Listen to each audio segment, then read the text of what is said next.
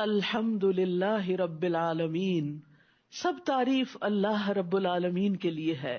الحمد کلہ، ہر طرح کی، ہر قسم کی تعریف اللہ کے لیے.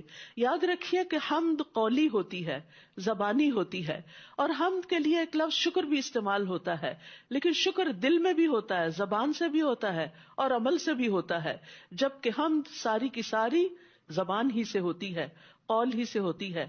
وقیل الحمد للہ رب العالمین، وقال الحمد للہ رب العالمین.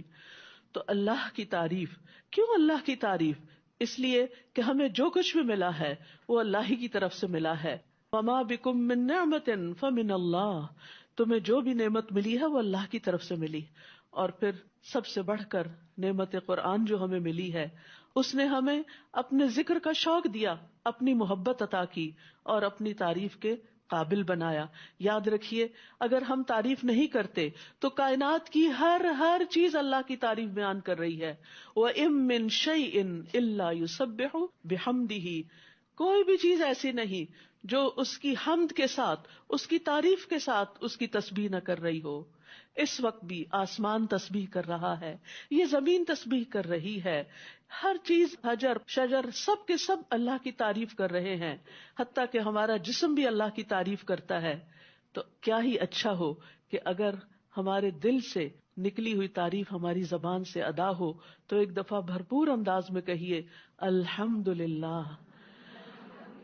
الحمد للہ اللہ کی ساری نعمتوں پر جو اس نے ہمارے پیدائش سے پہلے ہمارے لیے تیار کی، جو اس نے ہمیں اس زندگی میں عطا کی اور جو اس نے اپنے خاص بندوں کے لیے آخرت میں تیار کر رکھی ہیں، ان ساری نعمتوں پر اللہ کی تعریف ہے.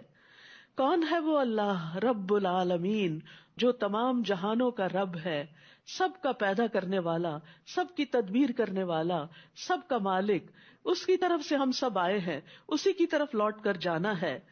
اور پھر الحمدللہ کہنا میزان کو بھر دیتا ہے. اور یہ میزان یعنی جس میں نیکیاں تولی جائیں گی، تو جب ہم دل سے الحمدللہ کہتے ہیں تو اللہ سبحانہ تعالیٰ اتنا بڑا اجر عطا کرتے ہیں. یعنی بندے جب اللہ کی تعریف کرتے ہیں تو اللہ تعالیٰ ان کو خالی ہاتھ نہیں جانے دیتا. اور قیامت کے دن بھی افضل ترین بندے وہی ہوں گے جو حمادون ہوں گے، جو سب سے زیادہ اللہ کی تعریف کرنے والے ہوں گے. تو وہ کیوں کرتے ہیں تعریف؟ کیونکہ وہ رب ہے سارے جہانوں کا،